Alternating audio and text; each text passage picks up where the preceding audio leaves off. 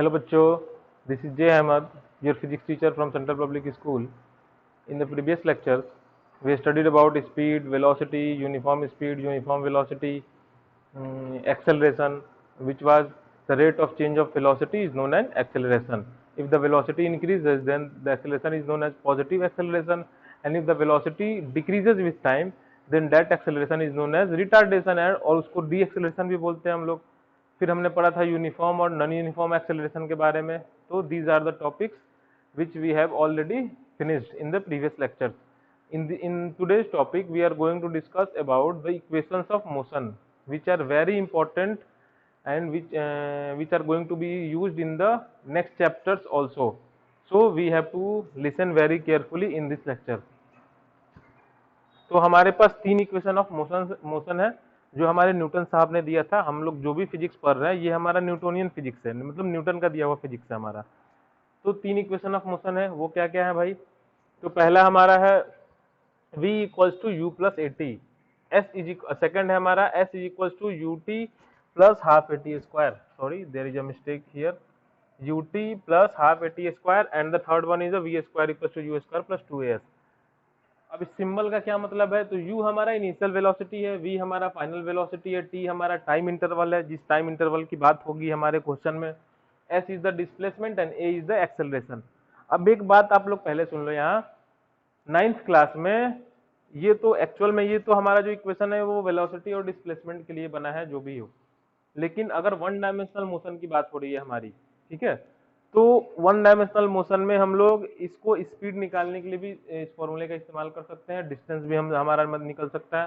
तो यानी यहाँ पे हम 9th क्लास में इन्हीं तीनों इक्वेशंस का इस्तेमाल हम लोग वेलोसिटी और डिस्प्लेसमेंट के लिए भी कर सकते हैं और स्पीड और डिस्टेंस निकालने के लिए भी कर सकते हैं. ठीक है, दोनों जगह ये इक्वेशंस एप्लीकेबल है.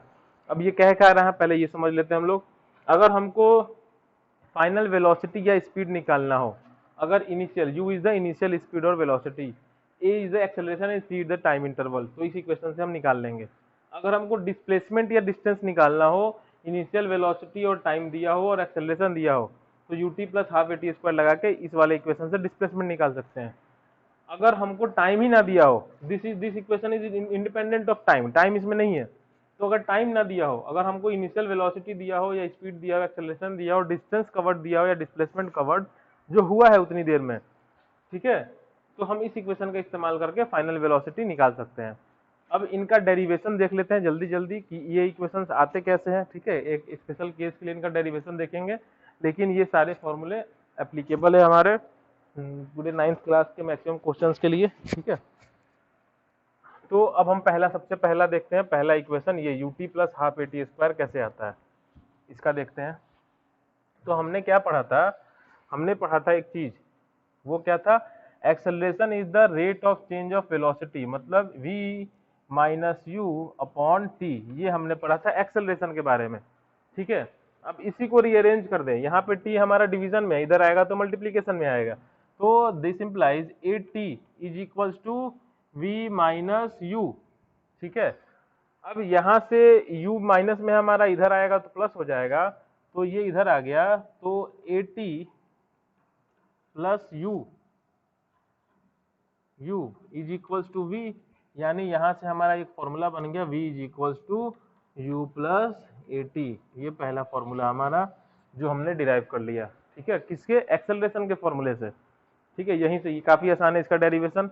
अब इसका इस्तेमाल कब करेंगे, जब हमको इनिशियल स्पीड दिया हो, एक्सेलरेशन दिया हो, टाइम दिया हो, तो हम v निकाल लेंगे. जैसे एग्जांपल देखते हैं, सपोज एक कोई ऑब्जेक्ट है जो कि रेस्ट से शुरू हो रहा है.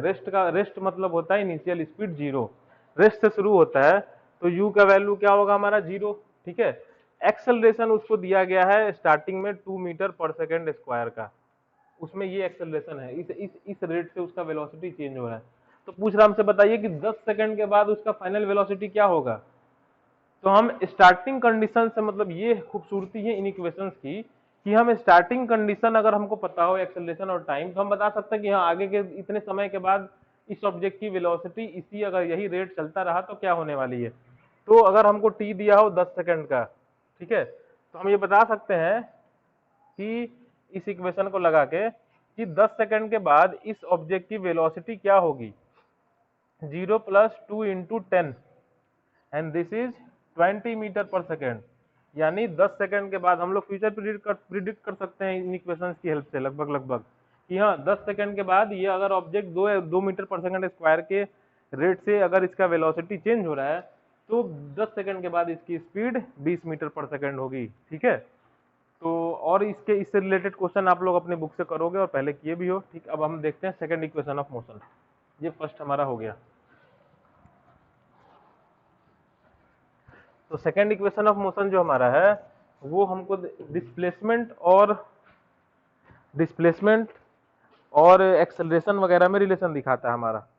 तो उसके पहले एक चीज देखते हैं हम लोग, हमने क्या पढ़ा था, एक एवरेज वेलोसिटी या स्पीड हमने पढ़ा था। उसका फॉर्मूला क्या था, वी एवरेज का टोटल डिस्टेंस, स्पीड को लेके ही चलते हैं, total distance upon total time, यही पढ़ा था ना हमने, टोटल टाइम। ठीक है, तो अगर सपोज आपसे बोला गया कि एक ऑब्जेक्ट है जो v1 स्पीड से 1 घंटे के लिए चला और फिर v2 स्पीड से दूसरे घंटे के लिए चला। ठीक है, एक ऑब्जेक्ट है हमारा जो v1 स्पीड से t टाइम के लिए चला, ठीक है, और v2 स्पीड से अगले t टाइम के, मतलब दोनों टाइम इंटरवल सेम दिया हमको सेम दे दिया। तो पूछ रहा है बताइए कि इसका एवरेज स्पीड क्या होगा इस कंडीशन के लिए। तो हमने पढ़ा है क्या कि जो v होता है वो s अपॉन टी होता है, तो s हमारा क्या हो जाएगा v इंटू टी। अब हमारा जो v एवरेज का फॉर्मूला है वो टोटल डिस्टेंस है हमारा, तो v एवरेज अगर हम कैलकुलेट टोटल डिस्टेंस, यानी पहला डिस्टेंस क्या होगा हमारा v1 इंटू टी, और दूसरा डिस्टेंस क्या होगा हमारा v2 into T, v2 into T, और टोटल टाइम क्या होगा हमारा t1 t प्लस टी, ये हमारा टाइम होगा। ठीक है, तो अगर कोई ऑब्जेक्ट जो है वो अलग अलग स्पीड या वेलोसिटी से सेम टाइम इंटरवल के लिए जा रहा है, ठीक है, तो एक हम लोग फॉर्मूला यहाँ निकालने जा रहे हैं। तो v एवरेज जो हमारा हो जाएगा, यहाँ से t कॉमन हमने ले लिया, v1 प्लस v2 और t बाहर ले लिया, यहाँ पे आ जाएगा t2t, अब ये t से t कटा, तो v एवरेज का एक फॉर्मूला हमको आ गया v1 प्लस v2 अपॉन 2। ठीक है, तो ये हम फॉर्मूला कब लगाएंगे, जब टाइम इंटरवल हमारा दोनों बराबर हो।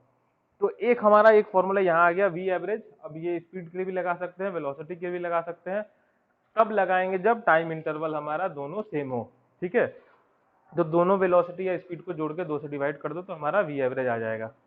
ये आपको बात समझ में आ गई होगी। तो अब हम लोग जनरली v1 v2 लेते नहीं है, हम लोग लेते हैं u, v1 is the initial and v2 is the final. ठीक है, तो इसको ऐसे भी लिखा जा सकता है इस फॉर्मूले को कि v एवरेज मतलब ये हो जाएगा हमारा u प्लस v बाई 2। तो ये एक फॉर्मूला हमारा है। अब इसी फॉर्मूले की हेल्प से हम लोग आगे के इक्वेशन सॉल्व करेंगे। तो चलते हैं सेकंड इक्वेशन ऑफ मोशन पे। ये फॉर्मूला आप लोग याद रखिए, वैसे 9th क्लास में काफी कम ही इस्तेमाल होगा, किसी किसी क्वेश्चन में लगता है ये, फिर भी देख लो आप लोग ये आता कैसे, ये मैंने दिखा दिया। अब आते हैं next second equation of motion. First one was the v equals to u plus at। याद रखना है, सारे इक्वेशंस को आपको एकदम याद रखना है। Second equation of motion, second equation of motion में तो हमने क्या देखा यहाँ पे कि एक हमारे पास v एवरेज का फॉर्मूला क्या है s अपॉन टी, और एक हमने अभी फॉर्मूला क्या देखा v एवरेज का u प्लस v बाई 2। ये दो फॉर्मूले अब क्योंकि दोनों फॉर्मूले v एवरेज की ही बात कर रहे हैं, यानी अगर LHS हमारा दोनों इक्वल है तो RHS भी हमारा दोनों इक्वल होगा। इसका मतलब ये हुआ हमारा कि s अपॉन टी बोलो या u प्लस v बाई 2 बोलो, दोनों तो v एवरेज की बात हो रही है, क्योंकि दोनों v एवरेज अगर किसी एक ऑब्जेक्ट के हैं तो दोनों v एवरेज तो इक्वल ही होंगे। ठीक है, अब हमने v का फॉर्मूला अभी पढ़ा, हमने फर्स्ट इक्वेशन ऑफ मोशन में v is equals to u plus at, ये हमने पढ़ लिया है अभी। तो इस वैल्यू को हम इसी यहाँ पे रखते हैं, पुट करते हैं। तो यहाँ से हमारा क्या आएगा s upon t is equals to u, और v के जगह पे हमने रख दिया u प्लस at अपॉन 2। ठीक है, अब क्रॉस मल्टीप्लाई करते हैं तो ये u प्लस u 2u हो जाएगा हमारा, और ये 2 इधर चला जाएगा। अब क्रॉस मल्टीप्लाई करेंगे हम लोग तो इधर क्या आ जाएगा 2s, और ये 2u और फिर ये t इधर आएगा मल्टीप्लाई होगा, तो 2ut हो गया हमारा। और ये 80 और 80 में एक और t मल्टीप्लाई होगा तो क्या हो जाएगा हमारा 80, या इसको ऐसे लिख देते हैं हम लोग 2u प्लस 80, ये पहले यहां से हमने लिखा और इसी में हमने t मल्टीप्लाई कर लिया, तो ये हो जाएगा मेरा 2s 2ut प्लस 80 स्क्वायर। अब 2 से हमने इसको डिवाइड कर दिया तो s का फॉर्मूला आ जाएगा हमारा ut plus half 80 square. This is the second equation of motion, ut plus half 80 square. ठीक है, अब ये फॉर्मूला कब इस्तेमाल करेंगे? जब हमको डिस्प्लेसमेंट या डिस्टेंस निकालना हो, हमको इनिशियल वेलोसिटी दिया हो, एक्सेलरेशन दिया हो और टाइम दिया हो, तो हम इसका इस्तेमाल कर सकते हैं। जैसे अगर हमसे बोला कि एक ऑब्जेक्ट है जिसका u 0 हो, मैं u 0 इसलिए ले रहा हूँ क्योंकि इससे समझाना आसान है। अभी आप दूसरे न्यूमेरिकल्स कर सकते हो जिसमें u का वैल्यू दिया होगा कुछ ना कुछ, और बोला गया सेम कि एक्सेलरेशन जो है इसका 5 मीटर पर सेकेंड स्क्वायर है। ठीक है, तो बताइए इसका कि 2 सेकंड के बाद ये जो ऑब्जेक्ट है वो कितना डिस्टेंस ट्रेवल कर चुका होगा। तो हमने ये फॉर्मूला लगा लिया s equals to u t plus half 80 square. अब क्योंकि u 0 है तो ये टर्म पूरा 0 हो गया, प्लस हाफ a का वैल्यू हमने दिया है कितना 5 और टाइम 2, तो 2 का स्क्वायर 4, ये 2 से 2 ये का 2 यानी 10 मीटर। तो हमने ये भी प्रिडिक्ट कर दिया कि अगर एक्सेलरेशन और टाइम हमको पता हो तो हम बता, और u भी पता हो तो हम ये बता सकते हैं कि ऑब्जेक्ट कुछ समय के बाद कितनी दूरी पे होगा। पहले वाले सब ने क्या बताया था, स्पीड और वेलोसिटी कितनी होगी उसकी। इस वाले इक्वेशन से हम ये बता सकते हैं कि उसका डिस्प्लेसमेंट या डिस्टेंस कितना होगा। ठीक है, ये प्रिडिक्ट कर सकते हैं। तो ये कितनी देखो कितनी खूबसूरती है इस इक्वेशंस की, बहुत इंपॉर्टेंट है ये सारे इक्वेशंस। अब हम आते हैं अपने थर्ड इक्वेशन ऑफ मोशन पे। चलिए,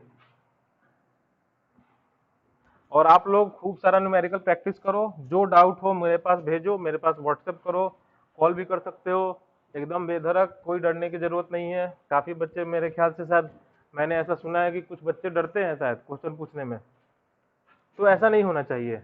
अब आते हैं हम लोग थर्ड इक्वेशन ऑफ मोशन, तीसरा। अच्छा, उसके पहले कोई चीज देखते हैं। एक चीज हमने क्या देखा कि a इज इक्वल्स टू होता है v minus u upon t, तो यहां से a t is equals to v minus u. ठीक है, और फिर t इक्वल्स टू क्या आ जाएगा यहाँ से v माइनस यू अपॉन ए।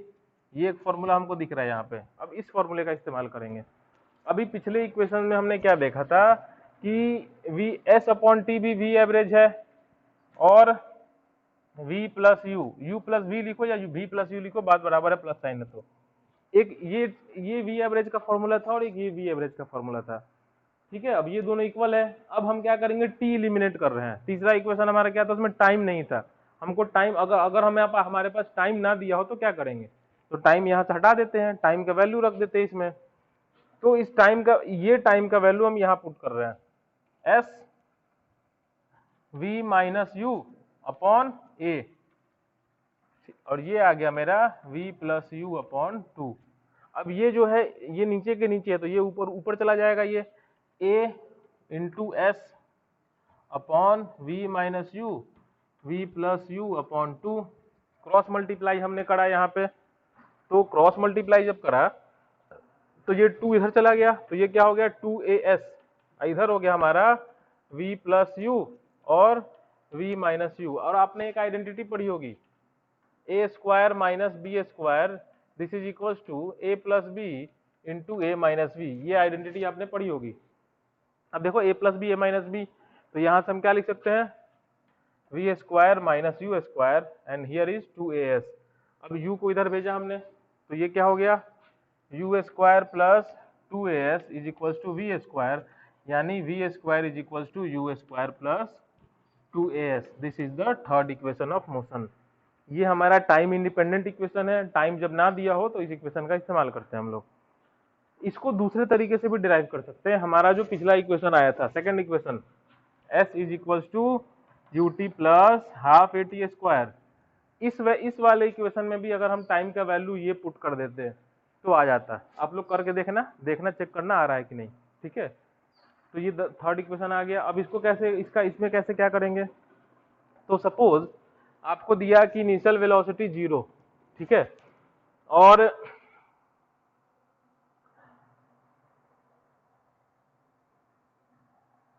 आपको एक्सेलरेशन दे दिया 10, एक्सेलरेशन दे दिया 10 और डिस्टेंस कवर दे दिया आपको 20, ये दिया आपको। आपसे बोला गया कि एक ऑब्जेक्ट है जिसका एक्सेलरेशन है u0 है, एक्सेलरेशन 10 है और कुछ टाइम में ये 20 मीटर डिस्टेंस ट्रेवल कर रहा है, तो बताइए कि इसका फाइनल वेलोसिटी क्या होगा इतने डिस्टेंस ट्रेवल करने के बाद। तो हमने फॉर्मूला लगाया 0 प्लस 2 इंटू 10 इंटू 20, तो ये हो जाएगा मेरा 400 v square is equals to 400। तो रूट लेंगे हम लोग तो वी हमारा आएगा 20 मीटर पर सेकंड, यानी फाइनल स्पीड जब होगा ये 20 मीटर पर सेकंड पे होगा। ठीक है,